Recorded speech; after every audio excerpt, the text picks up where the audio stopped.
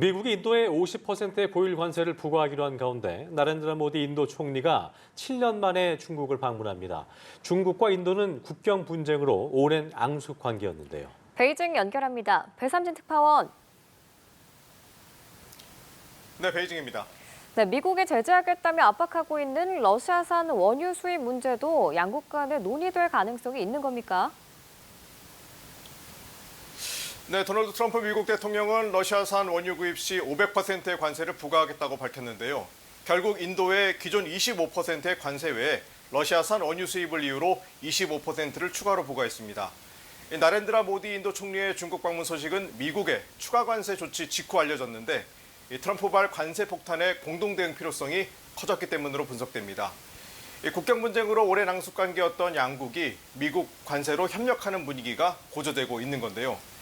인도가 러시아산 원유의 38%, 중국은 47%를 구매하고 있는데 중국은 러시아산 원유 수입을 중단할 의지가 없는 것으로 알려졌습니다. 인도 총리까지 방중하면서 이달 말 열리는 상하이 협력기구 정상회의에는 중국과 러시아, 인도 등 브릭스 3개국 정상들이 모여 협력 강화를 논의할 것으로 보입니다. 당장 미국에게 50%의 관세 폭탄을 맞은 브라질의 룰라 대통령도 중국과 인도 등 브릭스 국가들과 공동 대응 모색을 논의하기로 했습니다. 미국의 관세가 중국을 중심으로 한 브릭스 국가들을 뭉치게 하고 있는 겁니다. 중국은 브라질의 최대 수출품인 커피와 함께 참깨 구매에도 나서는 등 브릭스 국가에서 그야말로 구심점 역할을 하고 있습니다. 이런 가운데 트럼프 대통령은 지난달 말 미중 3차 고위급 무역 협상에서 관세 유예 조치를 90일간 추가 연장하기로 한 잠정 합의에 아직도 승인하지 않고 있습니다. 中方愿同包括巴西在内的广大拉美和加勒比国家、金砖国家一道，共同维护以世界贸易组织为核心的多边贸易体制，捍卫国际公平正义。 자, 중국 최고 지도부가 여름 휴가를 보내면서 비공개로 전국 현안을 논의하는 자리이지요.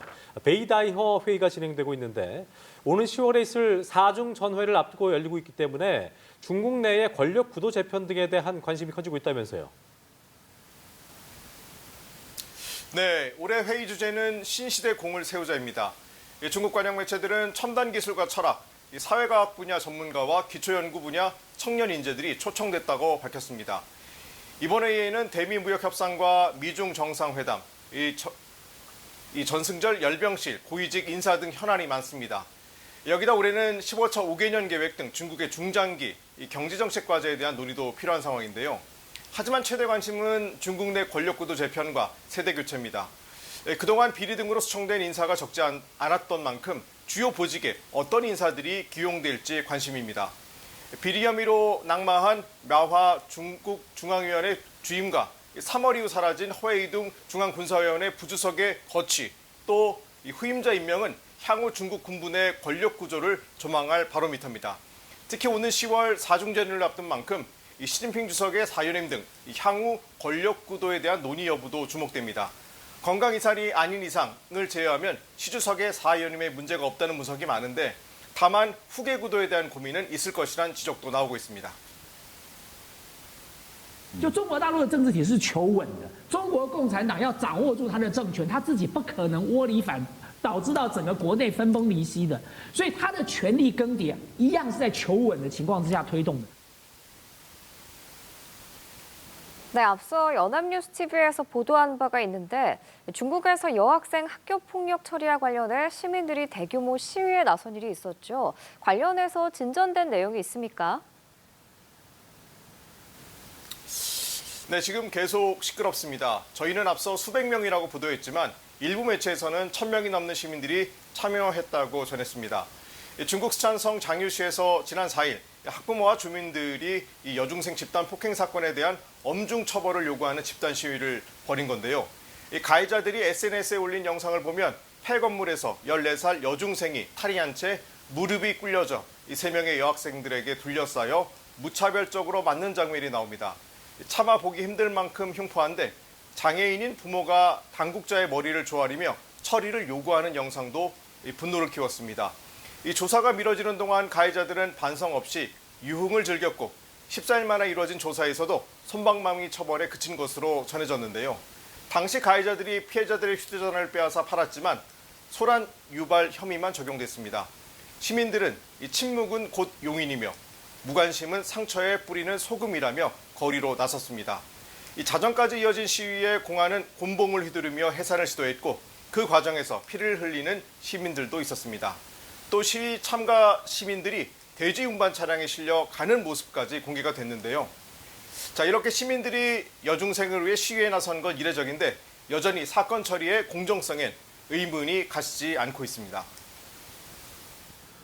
자, 그런가 하면 중국의 빅테크 기업이죠. 바이두가 개발한 인공지능 무인 자율주행 택시가 승객을 태우고 가다가 구덩이에 추락했다고 하는데 어떻게 된 일입니까? 네, 지난 6일 저녁 충칭에서 있었던 일입니다. 중국 바이두가 개발한 인공지능 무인 자율주행 로봇택시가 승객을 태우고 가던 중 길가 3m 깊이의 구덩이에 추락했습니다. 이 택시에 타고 있던 여성 승객은 인근 시민들이 내려준 사다리를 이용해 무사히 빠져나왔는데요.